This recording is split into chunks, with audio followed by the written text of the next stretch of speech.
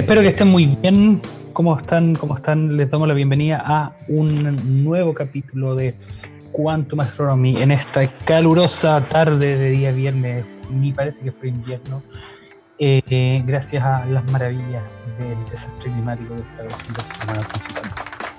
Pero vamos a dejar esa negatividad atrás. Hoy tenemos un nuevo capítulo con un invitado nuevamente de lujo, también compañero en la carrera, al igual que Felipe, el invitado de la semana pasada. Esta vez tenemos aquí en Quantum Astronomy a Camilo Fontecilla. Camilo, ¿cómo estás? Hola Simón, ¿bien y tú? Estoy muy bien, muchas gracias. Muchas gracias a ti también, Camilo, por aceptar la invitación. Muy bacán tener a gente aquí que conocemos de primera mano y que pueda hablar de su investigación y de qué significa muchas veces también hacer investigación. Bueno, yo estoy súper agradecido por la invitación, suena súper entretenido poder hablar de mi trabajo, así que súper bien. Excelente. Sí, en general nos gusta hablar de nuestra investigación. No sé, ¿será que le da validez a hablarla? Sentimos que, mira, si se lo explico a alguien más tiene sentido y puedo entender al fin por qué lo estoy haciendo. A mí me gusta conversar de mi trabajo porque tengo un poco de vocación de profesor, yo siento. Entonces, y es el tema que más manejo. Entonces, poder explicárselo a gente independiente del background que tengan, me parece entretenido, así que yo feliz. Es súper. Para quienes no lo hayan notado, en este capítulo nos acompaña Luis. Se le ocurrió organizar una fiesta dentro del horario de toque de queda. No pudo esperar que su comuna saliera de la etapa de cuarentena, así que no nos va a acompañar en este capítulo, lamentablemente. Pero ahí en Fulgor Lab ya estamos haciendo la vaquita para pagarle la fianza, así que no teman, va a salir pronto. Camilo, me gustaría que para introducirte a quienes nos escuchan, nos contaras brevemente un poco de ti. Preséntate, por favor. A ver, yo entré a la licenciatura junto contigo, de hecho, el año 2009, si mal no recuerdo. Sí. Mucho tiempo ya. Sí, mucho tiempo. Los primeros semestres fueron complicados, todo el cambio desde colegio a la universidad fue algo que a más de algunos nos pilló mal parados. Así que me demoré un poco más en terminar la carrera, pero una vez terminé la licenciatura, entré directamente al magíster, también en la Católica. Terminé el magíster y entré al doctorado también en la Católica. Así que llevo en la U desde hace 11 años, en el mismo lugar casi, y trabajando con el mismo profe también desde finales de la licenciatura. Y en el mismo tema, básicamente. Recién ahora estoy un poco cambiando el norte. Excelente. Camilo, ¿en qué has trabajado entonces este tiempo? ¿Tu tema de investigación ha sido? Trabajo en... Bueno, siempre es complicado decirlo porque es una frase muy larga y nadie nunca entiende, pero trabajo en simulaciones de discos de acreción en torno a sistemas binarios de agujeros negros supermasivos. ¡Wow! Exacto. Ok. Esto es algo de lo que no hemos hablado en el podcast. O sea, Luis, dado que tiene la experiencia en relatividad general, hemos hablado un poco de agujeros negros varias veces o de otros lugares de tipo singularidades o curvaturas extremas del espacio-tiempo, pero por lo general hablamos del agujero negro, de cuál es la física detrás del agujero negro, pero pocas veces hablamos de cómo se estudia un agujero negro, cómo se ve desde fuera, cómo puede interactuar con otros elementos, y cuál es más la fenomenología que podemos encontrar a través de la observación. Así que eso es muy a grande reto lo que vamos a hablar en este capítulo. Yo me acuerdo, y es una de las memorias más claras que tengo de la universidad, el primer día que vi a Camilo en la universidad, que era un joven obsesionado con los agujeros negros. De hecho, sí. ¿Sí? De hecho, entré a la carrera pensando en quiero estudiar sobre agujeros negros, sin tener idea de qué implicaba eso. O sea, no tenía idea que tenía programación, que eran simulaciones, ¿no? Yo simplemente iba con la idea de agujeros negros. ¿Y recuerdas qué fue lo que te llevó al interés? O sea, lo que te interesó de los agujeros negros. La verdad, lo pensé así como ahora, hace un rato atrás, y como, ¿qué te ha puesto que me va a preguntar al respecto de cómo llegué a esto? Y no encontré respuesta. No encontraste respuesta. No encontré respuesta. En algún momento me llamó la atención y me quedé pegado.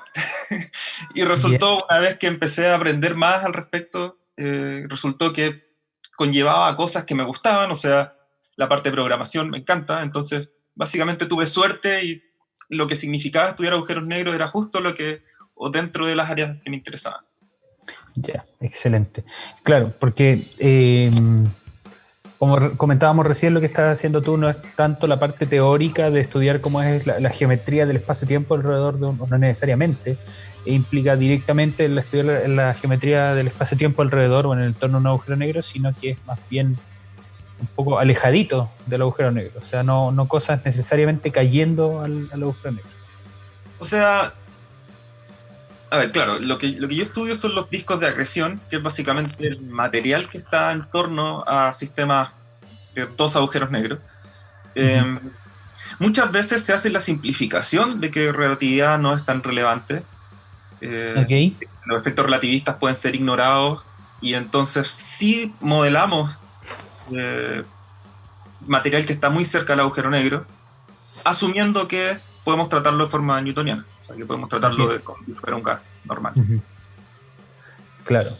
Y en ese sentido, entonces, el agujero negro sería, entre comillas, a ver, no sé cómo decir esto. Sería, entre comillas, la excusa para tener ese material moviéndose. O sea, si no estás asumiendo efectos de relatividad general, podría ser un disco de acreción alrededor de una estrella, por ejemplo. O la diferencia viene que son supermasivos, por ejemplo. Claro, ese yo creo que es el gran punto, que el entorno que estamos estudiando es... No hay estrellas de ese tamaño, y las consecuencias que pueden tener y el background que tiene es completamente distinto. Pero los agujeros negros son puntos en el espacio que tienen su gravedad y que comen material, no es más que eso. Excelente.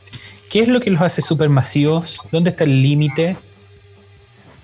Eso es una buena pregunta. Uno fácilmente puede decir que un agujero negro con 10 a la 9 masas solares es supermasivo. Bien. 10 a la 6, o sea, 1.000.000 también es supermasivo. Pero ya cuando uno entra a 10 a la 4, 10.000 masas solares, empieza la duda de si es supermasivo o es de masa intermedia. Entonces, uno se va a la segura y dice 10 a la 6, 10 a la 8. Y entonces ya está plenamente en el régimen supermasivo. Okay.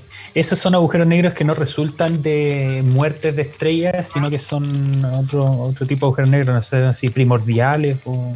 Claro, ese es el asunto, que el proceso de formación de un agujero negro de masa estelar, uno intermedio o uno supermasivo, son distintos. Claro. Entonces, cuando hablamos supermasivo, hablamos de agujeros negros que se formaron, digamos, al inicio del universo y que han ido acretando material a lo largo del tiempo. No nacen a partir de la muerte de una estrella, como serían los de masa estelar. Claro, porque esos, los de masa estelar, tienen, ¿cuánto? ¿Hasta 20, 30 masas solares? Algo así, me imagino, no mucho más que eso. Claro, ahí es si dejamos de lado los mergers de agujeros negros. Sí. Ah, claro, porque eso también es súper interesante de estudiar. Bien. El agujero negro que tenemos, por ejemplo, en el centro de nuestra galaxia, de la Vía Láctea, es un agujero negro que clasifica como supermasivo. Sí. Sí, porque tiene un par de millones de masas solares, algo así, ¿no? Sí, 2 o 4 millones de masas solares. Ya, excelente. Y que de hecho es un descubrimiento reciente súper interesante de estrellas que estaban moviéndose alrededor del agujero negro de la galaxia, estaban moviéndose a 8% de la velocidad de la luz. Eso no lo sabía del último tiempo, o al menos no estaba al tanto de cuál era el porcentaje de velocidad de la luz que se movía. ¿Estás hablando de S2? O de... pero hay nuevas, salió una nueva observación de estrellas, después te lo comparto. Pero sí, a mí me sorprendió un montón porque había ciertamente estrellas que se movían muy rápido alrededor del agujero negro, que completaban una órbita alrededor en 15 años, algo así, 20 años, no me acuerdo. Pero escalas de tiempo humanas. En comparación, por ejemplo, el Sol le toma 220, 250 millones de años aproximadamente dar una vuelta alrededor del centro de la galaxia. Pero claro, yo sabía de estrellas nubes de gas también creo que había visto en algún momento imágenes y observaciones que se habían logrado de nubes de gas que pasaban cerca del agujero negro. Claro, eso de hecho fue una noticia hace unos años atrás de G2, que era una nube de gas que se detectó antes de que se acercara suficiente al agujero negro para ser distorsionada, y había toda una discusión de si era solo una nube de gas o tenía una estrella dentro, básicamente, y preguntarse cuál era el origen. Dentro de mi grupo de trabajo, de hecho, tanto Jorge, mi profesor, como Diego Calderón estuvieron trabajando en esa área. Excelente. ¿Y qué pasó al final? ¿Hay evidencia suficiente para decir que había una estrella al medio? Si mal no recuerdo, de los últimos trabajos, no. Hay cotas superiores, o sea, claramente no es una estrella tan así basada, pero no hay un resultado determinista, digamos, o sea, súper evidente de cuál es el... Haciendo un paréntesis con eso para hablar un poco más de cómo es que se hace ciencia, ¿en tu trabajo te topas más con resultados que tienden a ser más exactos o que tienen alguna incerteza grande, como digamos, no sé, 50%, algo así? O sea, yo trabajo con simulaciones, por lo tanto es tan preciso como quiera hacer el modelo. Tramposo. Exactamente. Y el poder comparar los resultados de las simulaciones con la realidad aún no es tan directo. Por lo tanto, es más tramposo aún porque mis trabajos básicamente terminan diciendo en unos años más vamos a poder ver si esto tiene o no tiene algún sentido. A nivel de observaciones, está siempre la discusión de que no se tienen sistemas binarios de agujeros negros supermasivos. Okay. Y ahí surge la pregunta de ¿por qué no se tienen? ¿Se fusionan muy rápido? ¿O no llegan a esa distancia? ¿O no tenemos los instrumentos necesarios para poder ver, para poder resolver digamos, un doble AGN o básicamente el interior del centro, el interior de una merger de galaxias? ¿Y por qué crees que una nueva generación de instrumentos astronómicos puede ayudarles a eso?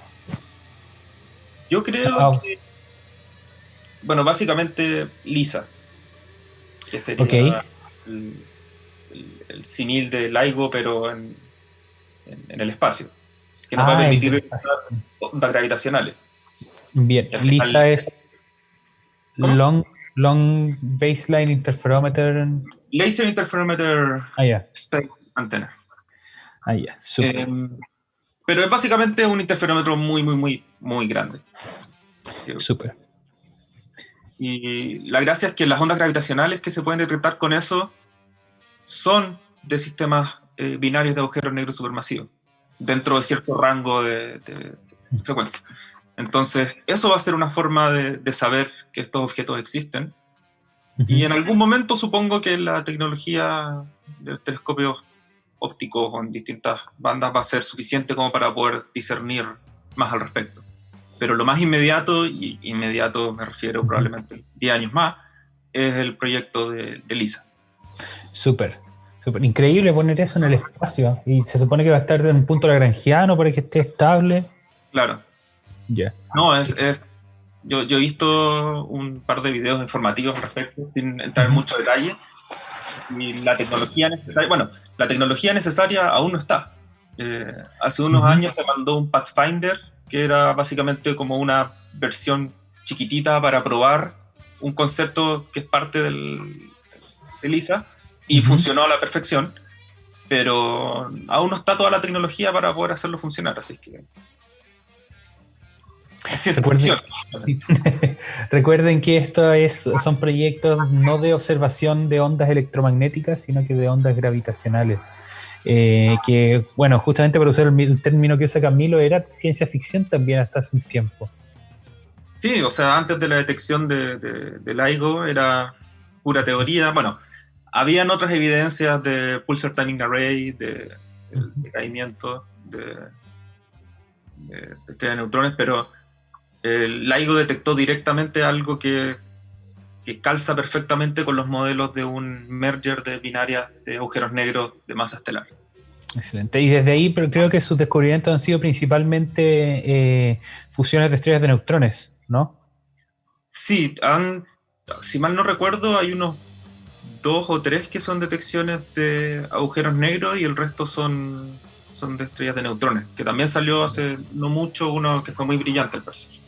La gracia del de estrellas de neutrones es que se puede ver, o sea, tiene claro. todo una contraparte electromagnética evidente, mientras Exacto. que los agujeros negros, y ahí es donde entra un poco mi trabajo, si no hay gas en torno a los agujeros negros, nosotros no vemos, no emite ningún tipo de luz, solo emite ondas gravitacionales y somos ciegos a eso.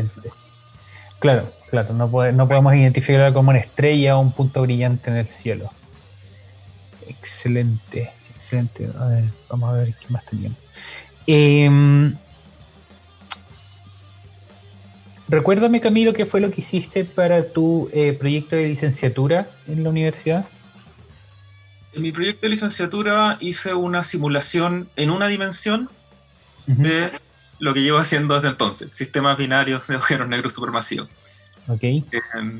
De hecho, mi trabajo ha tenido una progresión bastante lineal, por decir una manera. En la licenciatura hice ese proyecto que por ningún lado era un trabajo publicable, sino que era más como replicar algunos resultados, implementar numéricamente soluciones analíticas. No estábamos tratando de descubrir nada. Básicamente yo estaba aprendiendo a utilizar esas herramientas. Después en el magíster tomé las mismas simulaciones que ya tenía y empecé a trabajar con Xiang Chen, un postdoc que estuvo en la universidad en ese entonces. Y de ahí salió mi primer trabajo, que fue estudiando con simulaciones en una dimensión. Súper. De ahí pasé a mi intervalo entre magíster y doctorado, porque por razones de la vida terminé haciendo los dos al mismo tiempo en un instante. Entré al doctorado y aún no había terminado el magíster, así que tuve un semestre de ambas cosas. Y en ese semestre fui de viaje por un mes a trabajar con un profesor en Nueva York. Y de ahí salió mi segundo trabajo, que era también simulaciones en una dimensión, estudiando la evolución de los discos, pero esta vez a distancias grandes. ¿A qué te refieres con distancias grandes? Bueno, sí, no expliqué del primer trabajo. El primer trabajo está centrado cuando la separación de los agujeros negros es muy pequeña. Estamos hablando de 100 radios de Schwarzschild, que vendría siendo 10 a la menos 4 parsecs. Ya, para que se hagan una idea, voy a intentar bajar ese término de ahí habría que convertirlo a kilómetros, pero no me acuerdo cómo se no es necesario. A ver, para que se hagan una idea, el radio de Schwarzschild que menciona Camilo es el radio típico que se le da a un agujero negro, que es el punto donde ustedes tendrían que viajar a la velocidad de la luz para escapar a la gravedad del agujero negro. Más allá de eso necesitan una velocidad un poco menor, y dentro de eso no se puede porque nada viaja más rápido que la velocidad de la luz. Entonces por lo mismo... ¿Cómo? Cosas raras pasan dentro del horizonte. Sí, además cosas raras pasan, sí. Si es que quieren saber un poco más de eso, vayan a escuchar nuestro capítulo de agujeros negros, que fue el capítulo en vivo de febrero de este año. Entonces, claro, el radio de Schwarzschild depende de la masa del agujero negro. Si es que, por ejemplo, ustedes quisieran decir cuál es el radio de Schwarzschild de un agujero negro de la masa de la Tierra, por ejemplo, les saldría una cuestión del tamaño de una lenteja, unos pocos milímetros. Algo así. Es algo muy, muy, muy, muy chico comparado con qué tan masivo es un objeto, porque un agujero negro es bastante denso. Entonces, esa esfera, que no quiero usar el nombre de esfera de influencia, porque eso es otro término asociado a agujeros negros, se usa como medida de separación de entre los agujeros negros, por lo que entiendo que me cuenta Camilo. Entonces, por ejemplo, ¿cuánto es el radio de Schwarzschild de un agujero negro de 10 millones de masas solares? 10 millones, si no me equivoco, son unos 1 millón de kilómetros. No estoy muy seguro del... Ya, ok. Ahí está puesto en unidades, ¿cómo decirlo? Unidades entendibles, entre comillas. Porque, claro, 1 millón de kilómetros sería un poco menos del 1% de la distancia entre la Tierra y el Sol, que es 150 millones de kilómetros. Entonces uno piensa quizás que estos agujeros negros son unos monstruos gigantes, y no siempre es así el caso, porque la materia, bueno, si son muy masivos, la materia está tan condensada que no resultan siendo tan grandes. Pero asimismo, los agujeros negros supermasivos son mucho menos densos que los... Entre más pequeño el agujero negro, más denso es. Y eso significa también que los efectos relativistas en torno a agujeros negros de masa estelar es mucho más violento que con los casos supermasivos. Bueno, algo de eso habíamos hablado en el episodio de agujeros negros, que son mucho más peligrosos los chicos que los grandes. Porque claro, los chicos la variación de gravedad, a medida que se van acercando a los agujeros negros, ocurre de manera mucho más violenta. Claro, y te espaguetifican. Te espaguetifican, exactamente. Oye, Camilo, me cuesta imaginarme cómo se hace una simulación de 2 agujeros negros, o el disco alrededor de 2 agujeros negros, en una sola dimensión, que yo hubiera pensado que se asume simetría cilíndrica, por ejemplo, algo así, pero el tener 2 agujeros negros rompe un poco esa simetría. Claro, de hecho, la premisa, como decía antes, nosotros podemos hacer simulaciones y la precisión de la simulación va a depender de las simplificaciones que hagamos. Si pensamos en un sistema binario, claramente surge el hecho de que tienes 2 cuerpos y por lo tanto el potencial que producen, el efecto de cada uno de los cuerpos es claramente no simétrico. No hay una simetría radial. Una forma de resolver eso es asumir que uno de los cuerpos es mucho más masivo que el otro. Entonces, aún así, hablando de... aún así, pensando en que tenemos 2 cuerpos, si uno es 1000 veces más grande que el otro, podemos asumir de que el más grande está en el centro y que el agujero negro secundario, que se llama, orbita el primero en una órbita circular. Ya, excelente. Lo que pasa, como por ejemplo en el sistema solar, que se asume que los planetas orbitan el Sol. Siendo que todos orbitan en común el centro de gravedad del claro, sistema. pero el centro de gravedad está dentro del Sol. Entonces, en este caso es lo mismo. O al menos excelente. Aún así, eso no es suficiente y hay que usar recetas de simulaciones en 2 o 3 dimensiones. O sea, otras personas hacen simulaciones o hicieron simulaciones en 2 o 3 dimensiones, obtuvieron ciertos resultados y podemos utilizar esos resultados como parte del método para obtener las simulaciones. Te perdí, Simón. No sé si te perdí o yo me perdí. Ya, excelente. Estábamos entonces con Camilo, nos habíamos quedado en la pregunta de... estaba explicándome cómo es que se conciliaba la aparente ruptura de simetría por tener 2 cuerpos y hacer una simulación en una dimensión. Entonces me estaba hablando que había recetas de simulaciones más complejas que me imagino que se pueden reescalar o deescalar. Claro, la idea es, tienes una simulación en 2 o 3 dimensiones que manifiesta que tiene el efecto que corresponde y uno puede, digamos, por medio de argumentos tanto analíticos como de las simulaciones, agregar una receta al modelo, cosa de que el material, por ejemplo, no pueda o se vea, comillas, afectado por la binaria, por el sistema binario, cuando en realidad no es así porque no está el sistema como tal, no está la gravedad como tal resolviendo. Ahora, eso obviamente hace que el resultado sea menos realista, y por lo tanto eso tiene una razón de ser. Nosotros hacemos eso porque simulaciones en 3 dimensiones o en 2 dimensiones de un sistema que evoluciona por miles de años no es factible, no se puede hacer. Ajá. Entonces, para poder hacer ese tipo de simulaciones tenemos que bajarnos a una dimensión, y al bajarnos en una dimensión sí o sí caemos en estas simplificaciones que tratamos de resolver o de simular el efecto que debería estar por 3 dimensiones o 2 dimensiones. Entiendo. Vamos a hablar entonces un poco más de esas simulaciones en el siguiente bloque de nuestro programa. Ahora vamos a ir a una pausa donde vamos a escuchar una canción que Camilo escogió. Me gustaría saber por qué Camilo escogió esta canción. No sabía que iban a poner la canción así, de esa forma. ¿Por qué escogí esta canción? Es de un juego. Bien. De Nier Automata. Y justo resultó que había estado escuchando la banda sonora ese día y cuando me preguntaste por un tema, revisé los 3, 4 temas que había escuchado recién y dije, este me gusta. Excelente, simple. ¿Y de qué juego es, perdón? Nier Automata. Es Ok, un ¿de qué juego se trata el juego? Uf, es denso. Es Ya. muy, no, creo que necesitarías otro podcast para poder explicar la historia. Ok, pero es RPG, shooter, Es plataforma. un RPG, action RPG. Ya. Con hack and slash, o sea, tenías una espada gigante y le pegáis a la gente. Bueno, en este caso a los robots.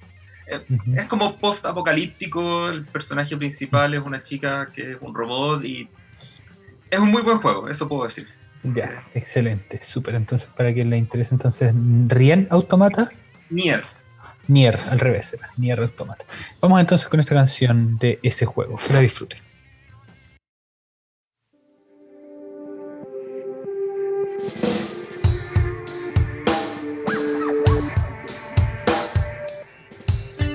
Eso fue entonces una de las canciones de este juego, Nier Automata. ¿Ahora sí lo dije bien?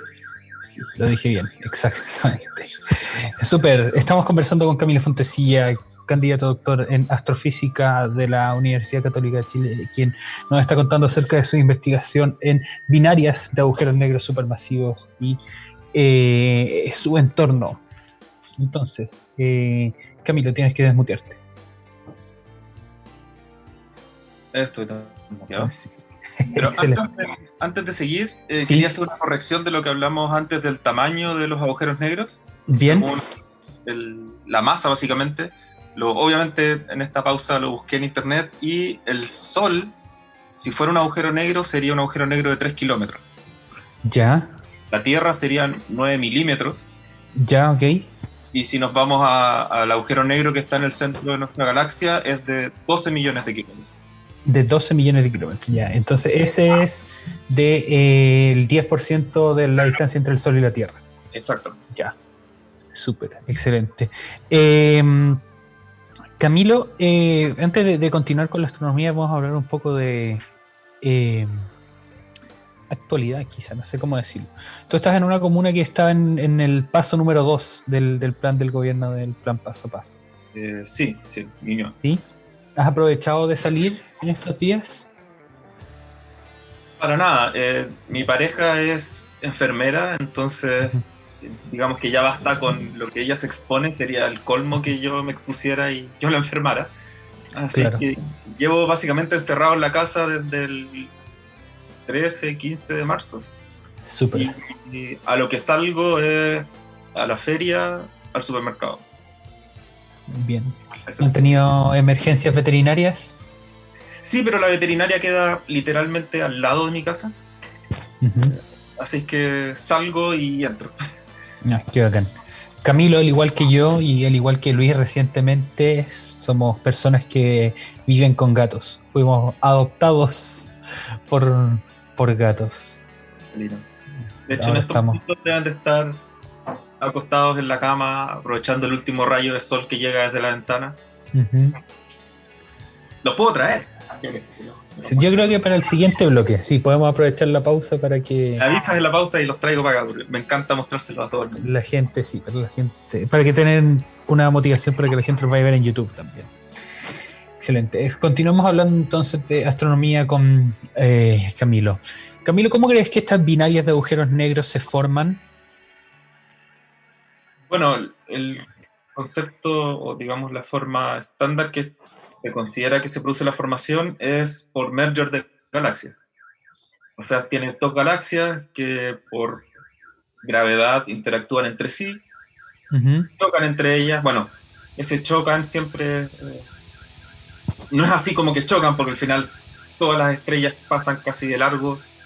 La probabilidad de que haya un impacto directo entre estrellas es muy, muy, muy baja. Pero sí se produce un efecto de gravedad que distorsiona completamente el remanente galáctico. Y si cada uno de las galaxias tiene un agujero negro supermasivo en el centro, que es lo que normalmente se considera, que por observaciones se ve que la mayoría de las galaxias lo tienen, estos agujeros negros van a caer al fondo, al centro del potencial gravitatorio. Y se demoran su tanto, pero terminan cayendo a distancias en las que el gas, que es parte del trabajo, por ejemplo, que yo hice a grandes distancias, y otros efectos como el scattering de estrellas, ayudan a que este sistema binario que se forma disminuya, achique su separación, hasta que en algún momento las ondas gravitacionales pasan a dominar y eso ya colapsa y se fusiona. O sea, ocurre un efecto parecido al que usan las sondas que van a estudiar el sistema solar, donde le quitan un poquito de energía al planeta y con eso salen volando. Ya. Entonces, la idea es que tiene estos dos agujeros negros y pasa una estrella y la estrella entra con energía, sale con otra y eso disminuye levemente la separación entre los agujeros negros. Ya, entiendo perfectamente. Y claro, llega a un punto, como dices tú, que la pérdida de energía por ondas gravitacionales es mucho mayor. Claro, porque los objetos están constantemente emitiendo ondas gravitacionales, pero es absurdamente chico cuando las distancias son muy grandes, entonces si dejáramos solo ese proceso, los agujeros negros nunca se fusionarían. Y ahí entra la discusión de, como no vemos sistemas binarios de agujeros negros supermasivos, las fusiones son que o se fusionan muy rápido o nunca llegan a esa etapa. Y que no lleguen a esa etapa significa que algo falla antes. Y por ejemplo, las estrellas que tienen este proceso de scattering, que disminuye la separación de los agujeros negros, dejan de haber suficientes estrellas y en algún momento los agujeros negros se quedan orbitando a distancias del orden de parsec, o que el material, que el merger de galaxias no tenga suficiente gas, porque el gas es como el ingrediente que sirve para terminar de juntar a los agujeros negros. Entonces, si el gas no es suficiente, se pueden quedar estancados. Bueno, y a través del gas es también como vemos a los agujeros negros, ¿no? Claro, porque el gas que es acretado hacia los agujeros negros, que básicamente disminuye su distancia a los agujeros negros, emite luz, que es lo que nosotros podemos observar. Y justamente de esa parte, de la contraparte observacional de tu trabajo, es lo que me gustaría hablar, pero en el tercer bloque. Vamos a ahora hablar cómo evoluciona una simulación de pasar de una dimensión a más dimensiones. Entonces, actualmente tú estás trabajando con 2 dimensiones en esta simulación. Ya a 3 dimensiones. Me salté las 2 dimensiones. Te saltaste las 2 dimensiones. Entonces, en esta situación, por ejemplo, en que tenemos vamos a seguir pensando en la simplificación, que tenemos un agujero negro muy grande, otro muy chico. Cada uno de esos puede tener gas alrededor y a su vez puede haber un disco circumbinario. Sí. Ya, excelente. Entonces, la física para cada uno de esos discos es la misma, me imagino. Sí, básicamente. Excelente. Entonces ganan energía térmica a medida que se van acercando al agujero negro y por lo mismo... Por viscosidad hay transferencia de momento angular que permite que el material siga cayendo y eso alimenta a los agujeros negros. Ya, excelente. Entonces dentro de la simulación tienes que tener movimiento de gas, que por cierto me imagino que estas son simulaciones hidrodinámicas, o sea, no modelas partícula por partícula, sino que tienes una grilla y cada casilla de la grilla tiene ciertas propiedades. Grilla, hay dos paradigmas básicamente, y un tercero que es como un híbrido, que es o usas grilla, que es lo que estabas explicando tú recién, o usas partículas que son regiones del espacio. Entonces, tú evolucionas partículas, pero esas partículas evolucionan utilizando las ecuaciones del fluido. Y por lo tanto se comportan como digamos, pelotas de gas que cumplen con su... Ya, entiendo. Entonces, cada una de esas partículas, entre comillas, se ve afectada o sea, tiene una serie de propiedades que me imagino que son, posición, rapidez, aceleración, o sea, que con eso va actualizando el modelo, temperatura. Sí, depende. Muchas veces, la temperatura está, pero muchas veces no se modela. Se pone como una receta. Se dice la temperatura del gas es tanto. Ya, y eso depende de la distancia del agujero negro. Eso, claro, normalmente se utiliza una función que depende del radio. ¿Ya? Y la aceleración te la da la fuerza de gravedad Claro. y la viscosidad dentro del gas. Ya. Y ¿Y tienes qué otro efectos, parámetro es ese modelo? ¿Cómo? como son partículas de gas, tienen presión entre ellas. Eso Ah, también ya. es un factor que al final es de lo más relevante que nos hace la diferencia con respecto a partículas de prueba. Ya. La masa de las partículas de gas es insignificante al lado de la masa de los agujeros negros. Entonces obviamos o ignoramos el efecto gravitatorio del mismo gas. Lo único que importa ahí va a ser el efecto gravitatorio de los agujeros negros en el centro. Ya, excelente. Y eso es una simplificación súper importante, porque hacer que el disco sea autogravitante es muy caro.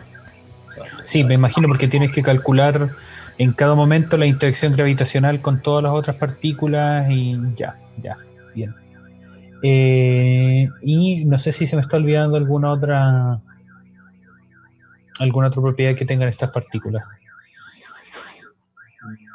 no, diría que no. Ya. Y aparte de eso, tú modelas el agujero negro como una sola partícula que cuando alguna partícula de gas se acerca demasiado desaparece y alimenta el agujero negro. Claro. Dado que el agujero negro es mucho más grande, por ejemplo, como simplificación, no modificamos la masa del agujero negro. Ah, ya, perfecto.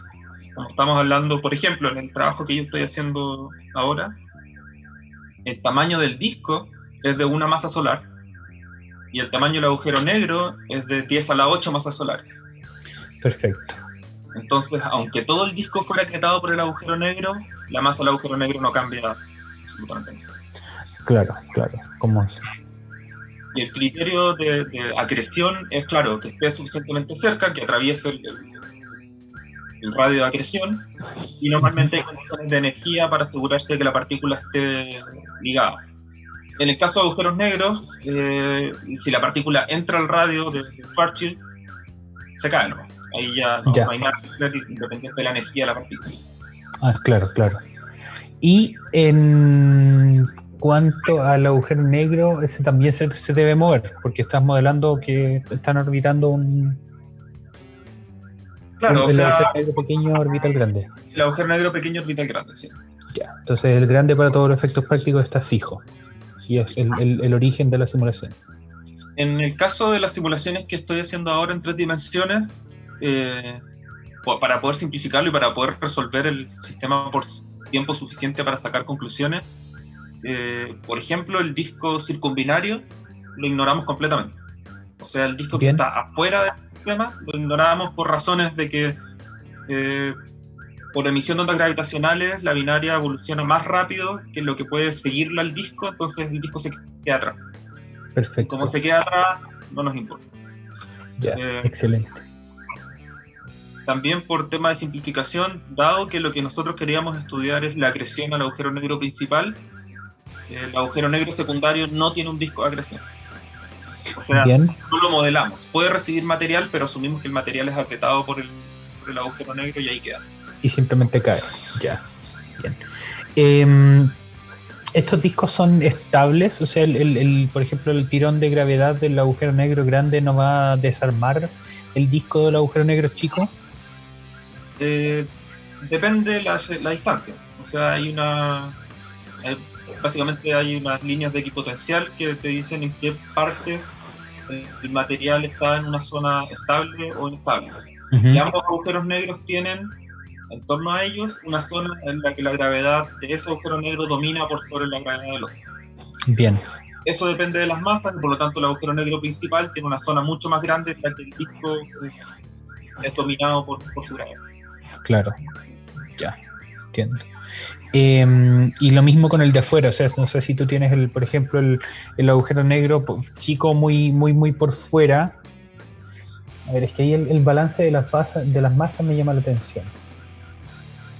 ¿Cuánto puede perturbar? A ver, yendo un poco más atrás, me imagino que el disco circumbinario está dominado por la gravedad del agujero negro principal, del más grande.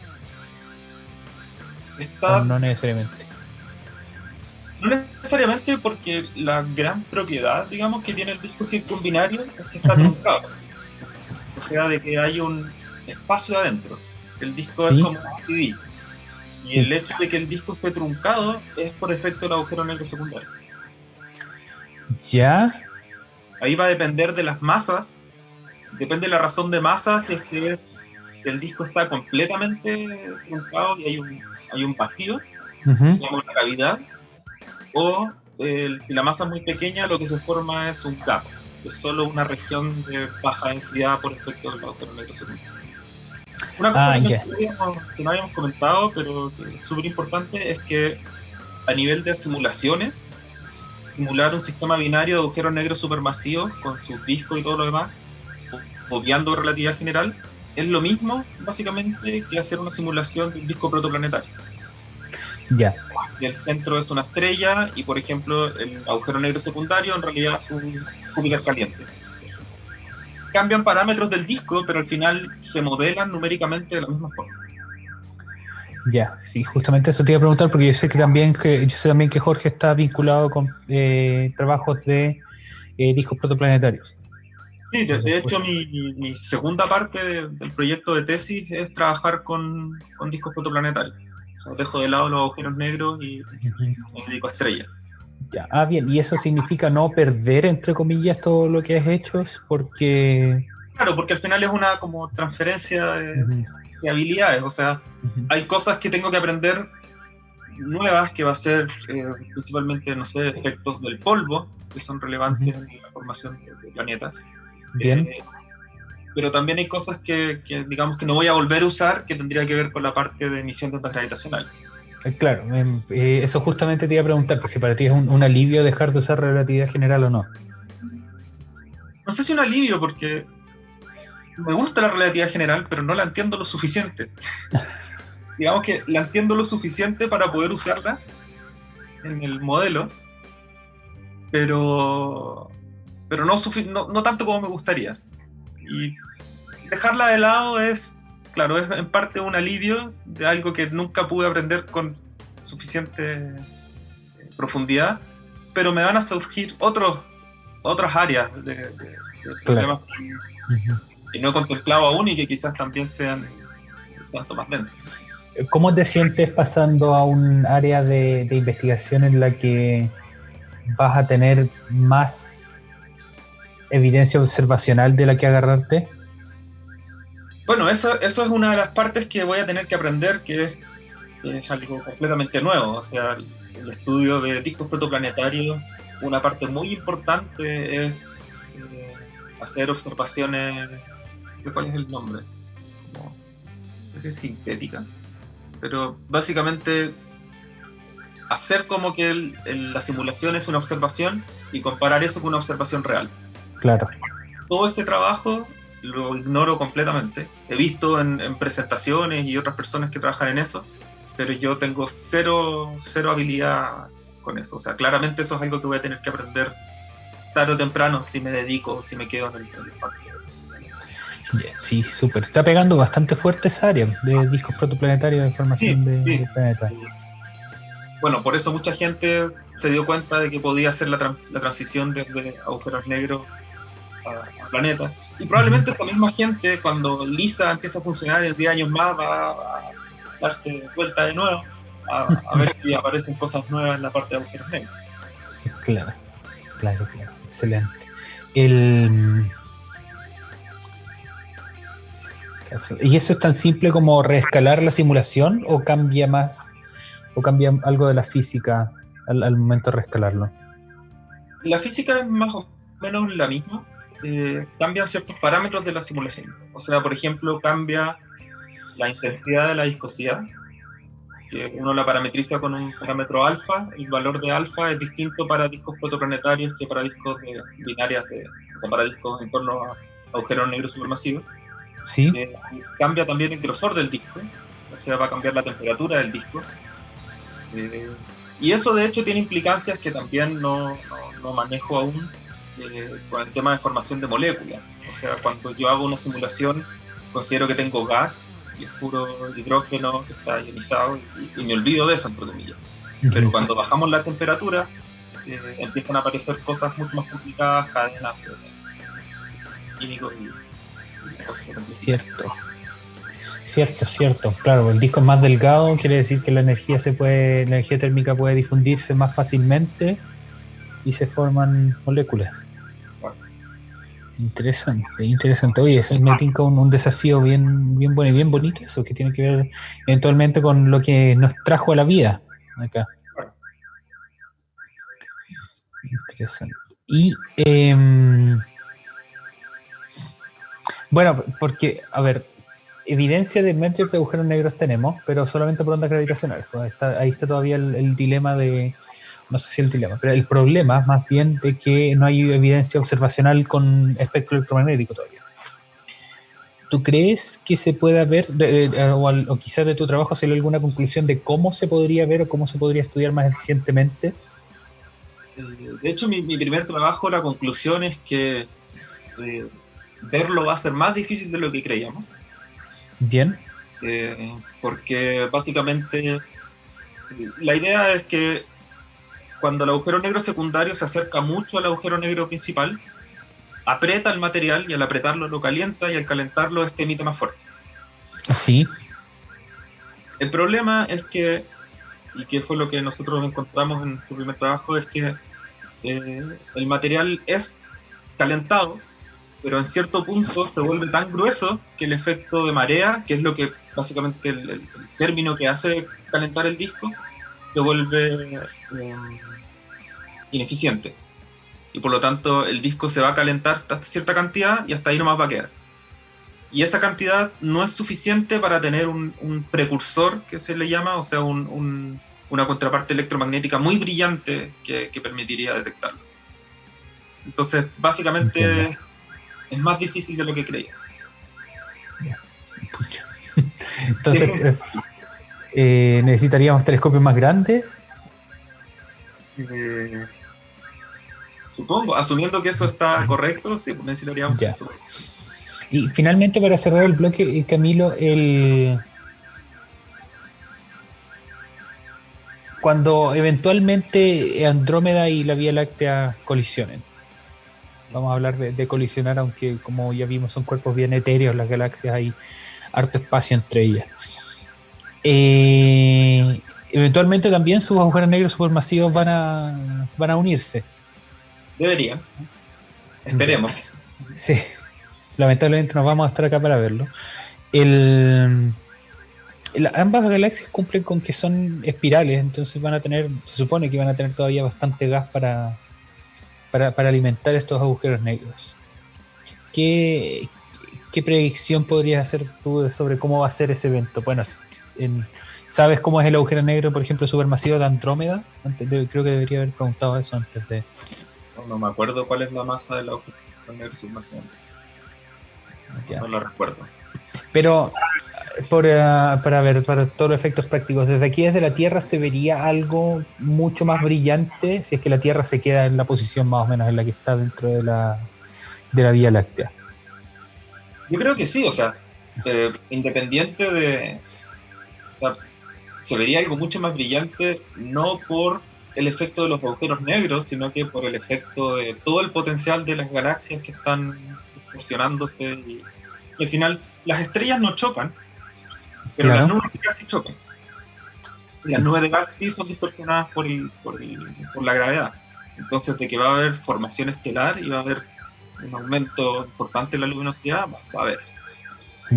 Mucho tiempo después ya tendríamos que los agujeros negros pueden caer a distancias suficientes en los que tengan discos de acreción y después ellos empezarían a emitir. Pero ahí también está la duda o la discusión de, ok, los discos emiten, pero ¿cómo se compara eso con la emisión del entorno? Yeah. Si el entorno es muy activo, entonces quizás no vamos a ver nada, o sea, vamos a ver una pelota brillante y no vamos a ver qué es lo que está pasando allá. Entiendo. ¿Hay algún candidato que tú conozcas de evento pronto de fusión de agujeros negros supermasivos? No, como te decía, lo que más se tiene son pares de agujeros de AGN, Ujú. eh, y eso significa que están a distancias de parsec. Hay algunas observaciones en las que se tienen, que se concluye por variabilidad y por presencia de jets, que podrían ser eh, una binaria de agujero negro supermasivo, pero primero, no es la única alternativa, y segundo, igual están a distancias muy grandes. Entonces, Entiendo. tampoco es algo que podamos ver en nuestro futuro, al menos. Ya. Lamentable, nos vamos a perder ese espectáculo. Estamos conversando con Camilo Fontecilla, hemos hablado acerca de su investigación en binarias de agujeros negros y un poquito nos hemos metido al tema de cómo eso puede traducirse a formación de planetas en discos protoplanetarios en estrellas jóvenes. Vamos a ir a otro break ahora, donde vamos a escuchar, tenemos dos canciones para este break y para la salida que se llaman de la misma manera, ambas se llaman Vortex o vórtice, este fenómeno en física donde las cosas caen en espiral hacia su interior.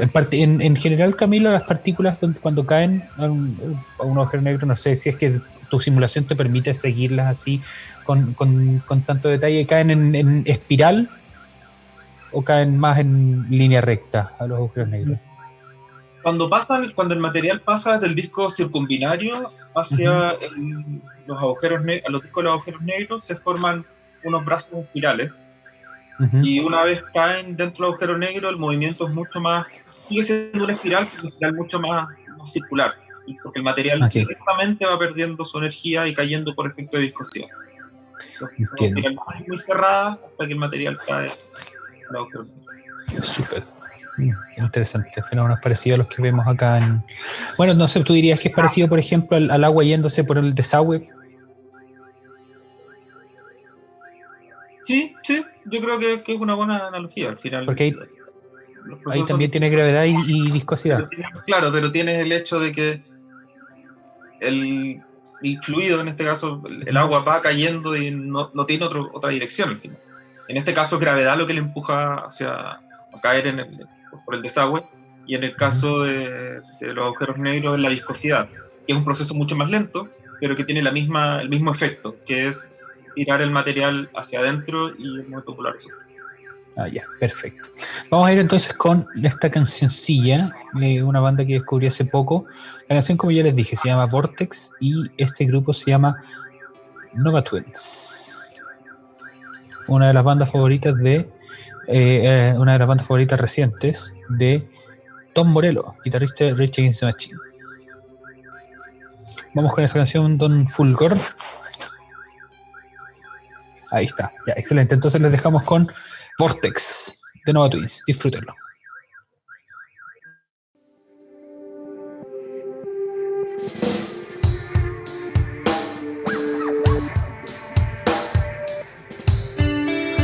Estamos de vuelta para el tercer bloque de Quantum Astronomy y nos acompaña en este momento el invitado más bonito que hemos tenido, el gato de Camilo. La invitada, perdón. La invitada, mira qué cosa más preciosa. se llama Tina. Tina, excelente. Si quieren conocer a Tina, vayan entonces a nuestro canal de YouTube, donde van a poder ver este videito. Una de las dos bestias felinas que viven con Camilo. El otro es el Titito, el señor Titito. Lo traje para acá, pero no quiso quedarse, dice. No quiso. Así son. ¿Por qué? ¿Nos puedes contar un poco por qué los nombres? El Titito se llama señor Titito porque es el más bonito. Bien. Sí, Titito el más bonito. O sea, de hecho, el Titito, su primer nombre fue Gatito Blanco Carita de Pena. Ok. Y después evolucionó a ser el más bonito y se quedó como Titito. La Tina, su nombre es Titina. Se puede llamar Titita, pero cuando la llevamos a la veterinaria, la señora de la veterinaria se equivocó y le puso Titina. Y así quedó. La Titina no iba a ser de nosotros, de hecho, iba a ser una gata feral porque era muy, muy, muy, muy tímida. Cuando la atrapamos con jaula, con trampa, y después de que la esterilizaron, teníamos que mantenerla en la casa un par de días. Claro. pero la gata estaba aterrada, encerrada, o sea, en la pieza en la que estaba, en un rincón, sin comer, sin tomar agua, sin nada. Pobre. Le preguntamos a la veterinaria y nos dijo de que teníamos que soltarla porque si no la gata se iba a tener como tiempo de que Claro. y como puedes ver ahora esta gata está muy estresada. Sí, veo que quiere arrancarse de ahí lo antes posible. Uno la toma y se pone a ronronear. Qué tierna. Una gatita agradecida. La salvaron de un destino terrible. Bueno, el Titito también lo salvamos, nos adoptó hace ya un año y tanto. ¿Cómo fue ese proceso? Mi pareja, de hecho, vio un gato blanquito comiendo un pedazo de pan duro. Bien. Cerca de la casa, y ahí partió, viéndolo en las mañanas, después consiguiendo comida para darle. El gato no quería entrar, después conseguimos que entrara a la casa, conseguimos meses después empezar a hacerle cariño. Ok. A él le gustan los cariños que le peguen en el poto. ¿Ya? Sí, Porque sí. nosotros acercábamos la mano de frente hacia la cara y nos tiraba manotazos. Entonces la forma en la que conseguimos empezar a hacerle cariño era pillar por atrás y pegarle así como unas palmadas. Y ahora le encanta. Ajá. Que a una de mis gatas le gusta también eso, el cariño es pegarle así, en la parte del final de la espalda donde le nace la cola. Y se pone toda dura, así, levanta la cola. Sí, al Titito también le encanta. Muy, muy curioso. ¿Se comen tus plantas?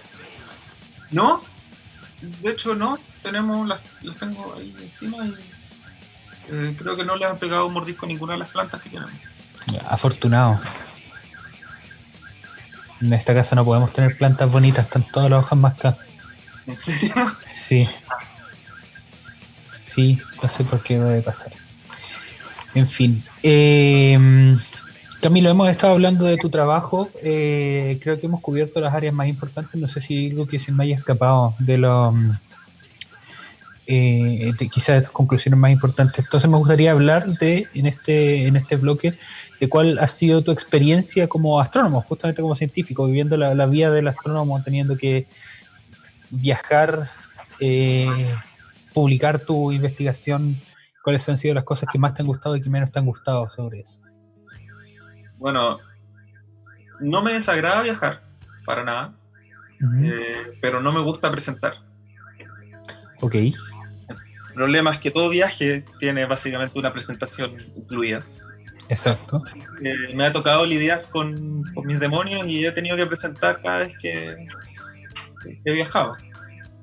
Bien. Ya tengo hartos lugares a mi haber. He estado en China, en Nueva York, en España, en Francia, en Heidelberg. Eso es por ahora. Y en cada uno he tenido que presentar mis distintos trabajos. Es un nivel de estrés que no se lo doy a nadie, pero es parte del negocio al final, es parte de ser astrónomo. Pero viajar, comillas, gratis, es un plus bastante importante. Así es que he podido conocer mucho. El año pasado viajé por 3 meses a Italia, haciendo una pasantía allá, y después de los 3 meses mi pareja fue para allá y nos quedamos un mes dando vueltas por Europa. Entonces esos son los beneficios, digamos, de la astronomía. Obviamente yo me pagué todo el resto del viaje, pero el tema es que yo me ahorré el pasaje. Entonces da oportunidades. ¿Estás muteado, Simón? Gracias, perdón, que había puesto me había muteado porque había una sirena acá al lado hace mucho rato y pensé que se podía estar metiendo en la grabación. Estaba pensando justamente hace un año fue y pensé que había sido hace 2 años, algo así. No, hace un año. Volví el 8 de agosto del año pasado. Ahí se cumplieron los 3 meses. Yeah. De hecho, este año iba a viajar de nuevo, pero la pandemia truncó planes. ¿Ibas a ir al mismo lugar? Sí, iba a ir por... Bueno, supongo que igual voy a ir, pero va a tener que ser el próximo año. Iba a ir por Claro. 2 meses a Milán y después un mes a Leicester, en Inglaterra. Ah, Ese bacán, es el plan. bacán. ¿Cómo han sido, no sé si es complicado, entre comillas, tus planes, pensando ahora que Jorge ya no está en la Católica? ¿Qué implica eso burocráticamente? Burocráticamente voy a tener que tener otro profesor guía, Uh-huh. pero en la práctica, bueno, o sea, voy a tener que tener otro profesor guía y él tiene que involucrarse en el trabajo. Uh-huh. Eso me dijo desde el instituto. Pero voy a seguir trabajando con Jorge sin ningún problema y con Giuseppe Lodato, que es el profesor de la Universidad de Milán. Uh-huh. El mismo tema, o sea, tengo que ir, hay trámites que resolver, pero diría que no me perjudican, no afectan mucho, porque ya voy suficientemente avanzado en la carrera. Ya, qué bacán. El proceso de llevar tu trabajo a una presentación, me acabas de decir que te trae mucho estrés, pero tu trabajo, llevarlo a escrito y publicarlo, ¿crees que es un proceso tan duro o tan escabroso como el de presentarlo en público? Para mí, presentarlo en público es lo peor. Bien. Para mí, de hecho, la sección de preguntas de la presentación es lo peor. Porque Ok, así de específico. Bien. porque todo el resto del trabajo es preparable. O sea, la presentación la puedo practicar muchas veces, el trabajo escrito, el escribir el paper, el preparar la presentación, todo eso me puedo tomar mi tiempo.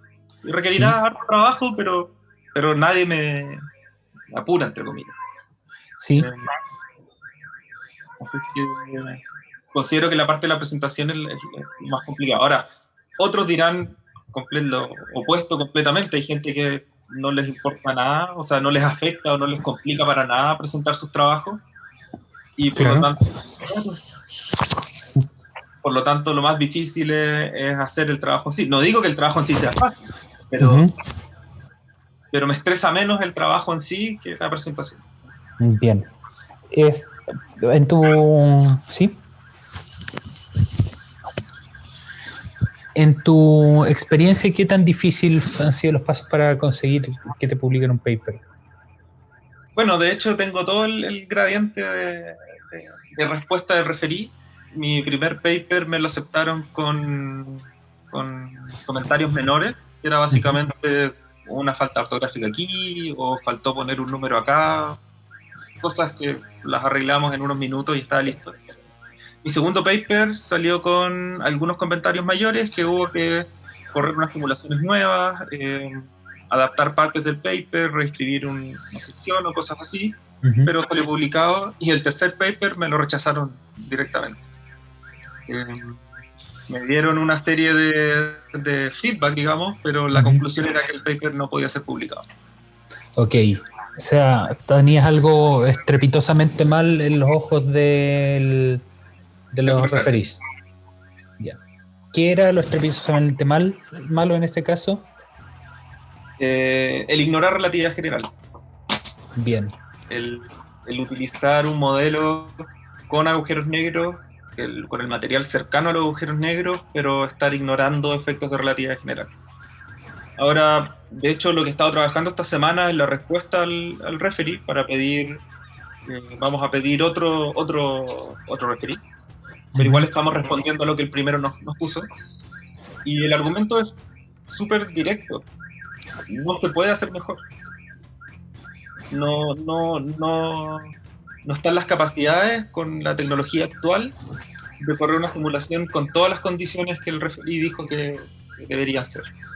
Ya, o sea, si a ti te pasan, ya digamos, no sé, aquí tienes el computador que hizo la simulación Illustris, que es de las mayores simulaciones hidrodinámicas que existen, para poner en contexto a quien nos escucha. Y ponle relatividad general a tu modelo. No se lo va a poder, no lo va a poder hacer. O sea, no es que no va a poder hacerlo, sino que se demora mucho.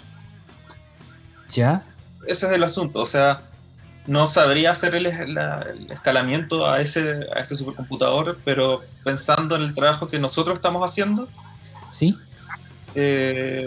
son fácil unos 3 órdenes de magnitud de diferencia.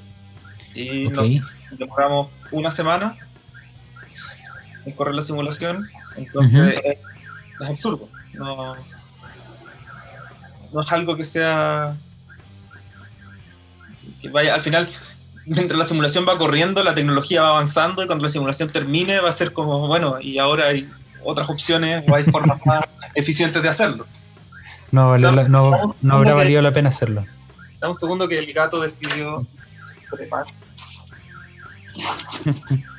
Estas cosas pasan en las grabaciones en vivo. Y son las cosas que sufrimos también las personas que vivimos con gatos. Son impredecibles, sí, son impredecibles. De repente se le ocurre que donde están las plantas es la mejor idea. Bueno, hay solcito. Sí, hoy está, como habíamos dicho en la introducción, está muy agradable la temperatura. A mí me tocó salir hoy por un control veterinario. Nada grave, a mi gata le sacaron unos dientes hace unos días, así que tenían que hacerle el control para ver cómo había avanzado eso. Y sí, morí de calor. Morí de calor. Pucha, me perdí que estábamos hablando recién. Ah, que claro, que es la. Si es que quisieras hacer una simulación con Tutti, la tecnología avanzaría lo suficiente para hacer una simulación mejor en el tiempo que lo estaba haciendo y probablemente te hubiera convenido esperar Claro, y la simulación hubiera salido antes. exactamente. Qué divertido. Qué divertido. Y en cuanto a eso, justamente, ¿has visto un avance notorio en la tecnología que permite hacer una simulación? Por ejemplo, no sé, me acuerdo que el 2012, 2013, algo así, tomamos un curso juntos y podíamos hacer unas simulaciones en el computador que nos tomaban bastante tiempo.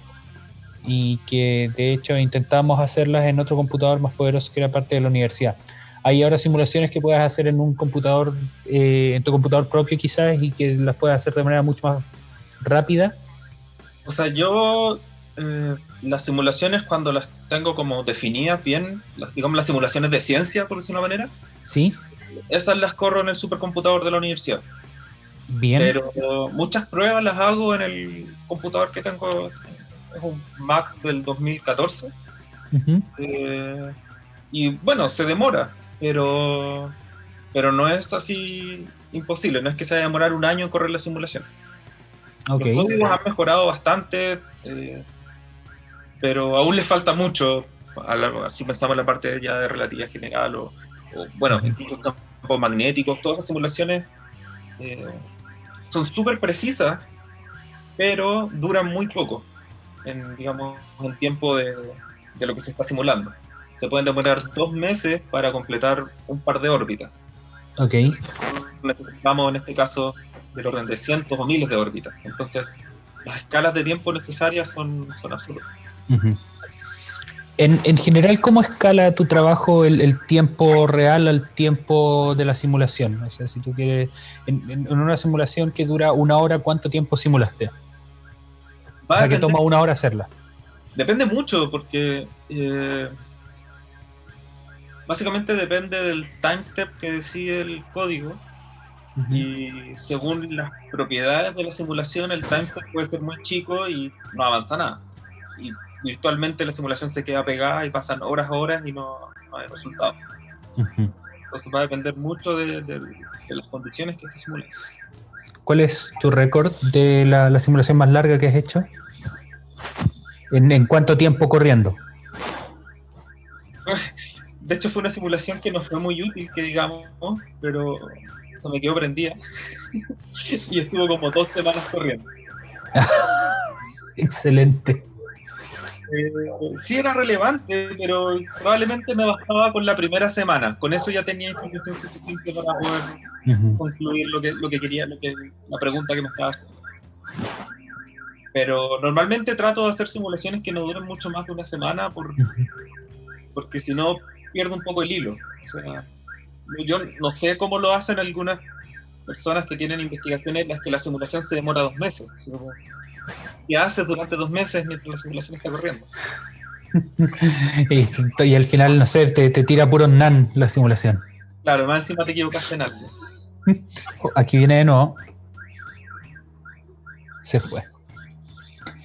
Ahora, problemas de ese tipo yo tuve mucho porque el trabajo que estoy haciendo ahora es con un código existente que se llama Phantom. Pero mis primeros trabajos los hice con un código que yo escribí desde cero. Y eso presenta un montón de nuevos problemas, como que hay veces que la simulación está corriendo, está dando resultados, pero los resultados están malos porque hay un error en alguna parte. Y hay veces que el hecho de que los resultados estén malos no son fáciles de descubrir. Y me pasó muchas veces que tengo la simulación lista, obtengo los resultados, les doy sentido a los resultados y de repente se me ocurre hacer un plot que debería ser constante y no es constante. Y es como, oh no, hay algo que está mal, y entrar a debuguear y ahí se pierde infinito tiempo. Encontrar dónde está el error, que muchas veces son un signo más en vez de un signo menos. Había que elevar al cuadrado, elevar al cubo, cosas así que son... Es la parte latera del trabajo. Estás muteado de nuevo, Simón. Sí, perdón, puede sonar que eso es típico de una pega como la que hace Camilo, que es de simulación, pero eso en realidad pasa en toda el área de la astronomía, porque en toda el área de la astronomía trabajas con un computador y un programa, y te va a pasar en algún momento que, claro, te faltó un signo más, o lo pusiste con un signo menos, o no elevaste algo al cuadrado, o no guardaste algo en el formato adecuado, y se guardó algo que tenía que guardarse como números, se guarda como caracteres. Sí, al final ese es el problema de trabajar programación. Al final es... ¿Cuánto de tu trabajo consiste en buscar cosas en Google, de cómo hacer cosas en Google? Una cantidad de la cual no estoy orgulloso.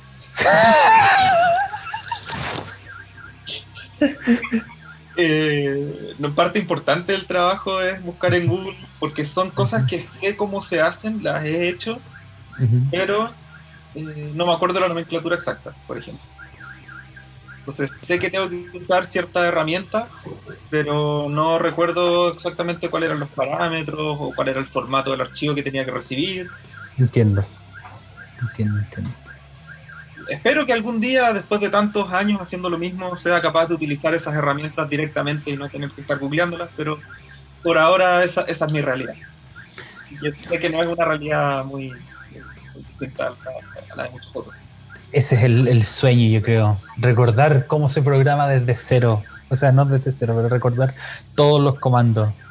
Yo siempre tengo que buscar, cómo se hacía para rellenar entre dos curvas en Matplotlib y cosas como eso. Sí, o sea, pero es que es absurdo tener que acordarse todo eso. Es mejor, o más bien, ahí no es donde está el núcleo del trabajo. Ahí, eso es simplemente la aplicación del trabajo, o sea, poder usarlo y obtener el resultado. Pero la parte importante es todo el proceso de pensamiento para poder decidir qué es lo que vas a hacer. Y después ya cómo hacerlo es lo que uno busca. Claro. Sí, pues mucha gente puede pensar que quizás saber programar es saberse todos los comandos, pero eso es una visión muy, muy limitada, lo que es saber programar. Claro, porque saberte todos los comandos no significa que sepas cuándo usarlo, dónde usarlo.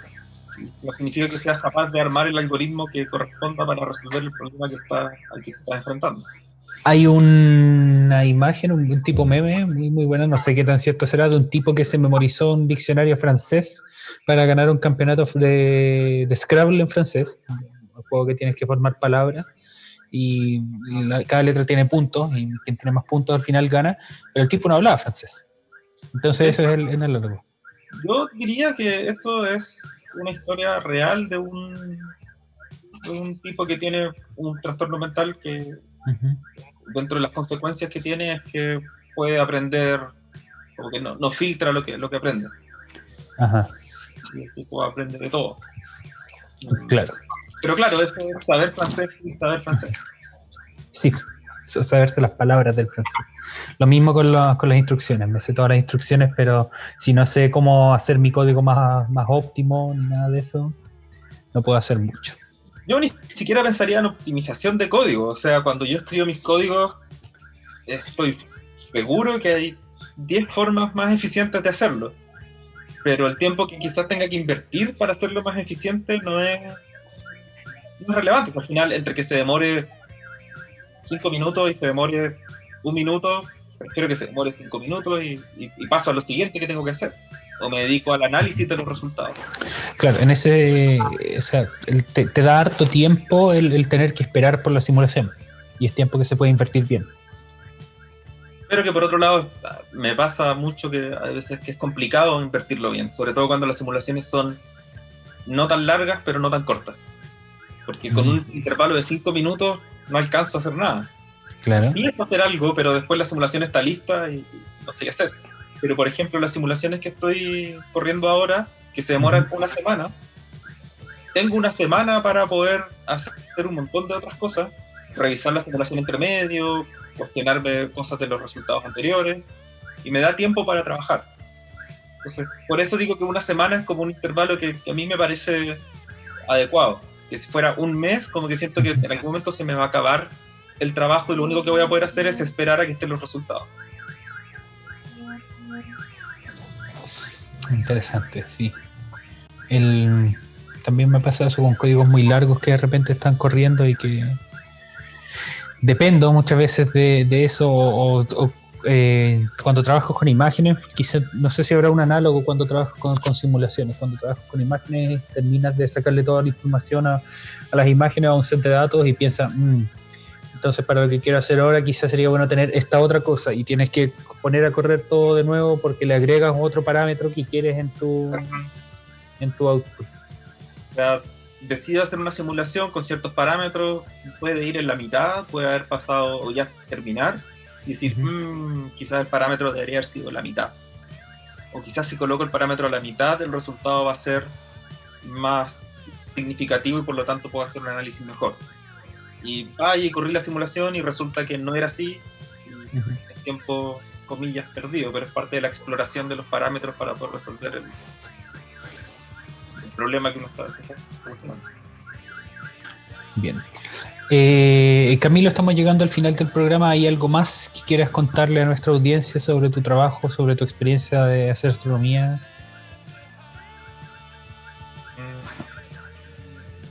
No, creo que no. Creo que abarcamos todas las áreas de tanto lo que fue durante mi pregrado, con respecto a mi trabajo, con respecto a los viajes, así que creo que estamos bien, abarcamos todo. ¿Hay algo negativo sobre el mundo académico que crees que no hayas mencionado, que valga la pena mencionar? Me estás pidiendo que me tire a los leones. No necesariamente. Bueno, sí, al final es el problema que es conocido, y es que no hay cupos para ser profe, básicamente. Claro. El futuro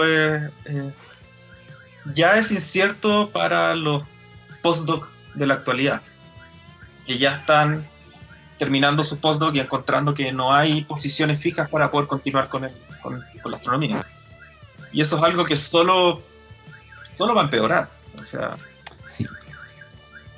Y no hay una solución muy simple, porque al final el astrónomo se jubila bien viejo, tiene muchos años de productividad, entonces como hay mucho que hacer, quizás buscar otras alternativas, buscar qué áreas del conocimiento, en qué áreas del conocimiento se pueden aplicar las cosas que nosotros hemos aprendido en astronomía. En este caso, por ejemplo, sería el data science. Sí, es cierto. Y he llegado a escuchar incluso que la astronomía es una estafa piramidal. La parte académica, al menos, de la astronomía, ¿ok? Por cierto, no es solamente exclusivo de la astronomía, sino que me imagino muchas otras de la academia son así. Sí, o sea, yo creo que la academia es como, entre comillas, una estafa piramidal, porque salen muchos más de los que pueden tomar las posiciones superiores. Entonces, tarde o temprano empiezas a generar gente que desde el principio no tenía mucho futuro en el área. Ahora, eso no significa que no pueda obtener herramientas que le sirvan para otras cosas. Claro. Pero básicamente uno tiene que estar con la mentalidad, saber que puede ser de que no consiga una posición fija. y de alguna otra manera tratar de prepararse a lo largo de su carrera para tener algún colchón, digamos, o alguna alternativa. Alternativa, sí, que lamentablemente yo creo que en astronomía es muy poco. Yo creo que le falta una visión, no sé si una visión, pero le falta estar consciente de que no toda la gente que salga va a poder entrar a una posición académica. Entonces, que la enseñanza de la astronomía dentro de la carrera se diversifique un poco para poder acoger esas otras opciones. Esa discusión es más con respecto a la malla de la Universidad Católica, porque desconozco cómo claro. lugares, cómo educan en otras universidades o en otros países, si es que les dan suficientes herramientas para poder tomar otros caminos. Claro, eso tampoco lo sé. Pero ese será para otro episodio donde hablemos de nuestra querida Universidad Católica. Agradezco mucho a Camilo que nos haya acompañado el día de hoy. Por favor, después de escuchar este capítulo, envíenos un mensaje si quieren que Camilo reemplace permanentemente a Luis o no. Tenemos que tener alternativas, a ver si es que Luis no lo sueltan. Muchas gracias, Camilo, por estar acá. Camilo es un buen amigo mío, así que siempre es divertido y constructivo hablar con él, y ahora en particular de su trabajo no fue la excepción. Muchas gracias, señor. Muchas gracias por la invitación. Super. Les dejamos entonces con este temita de director de cine, productor, guionista y también músico, director de algunas de las películas de terror más bacanes de los 80 y de los 70, John Carpenter y su canción Vortex. Que estén muy bien y nos vemos en el siguiente capítulo de Quantum Astronomy. Se me olvidaba, muchas gracias a Fulgor Lab por hacer esto posible. Por supuesto, sí, tengo que sobarle la espalda aquí a la producción. Y recuerden, quedan 60 y algo días para el plebiscito. Cuídense, por favor, para que podamos cuidar la democracia. Que estén muy bien. Nos vemos la próxima semana. Chao.